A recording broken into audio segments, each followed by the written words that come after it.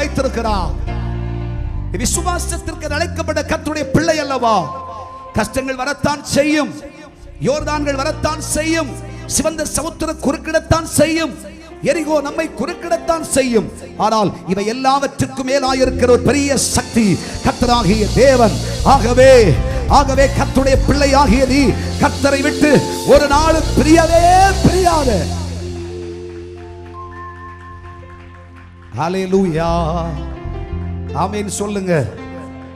ஆமென்.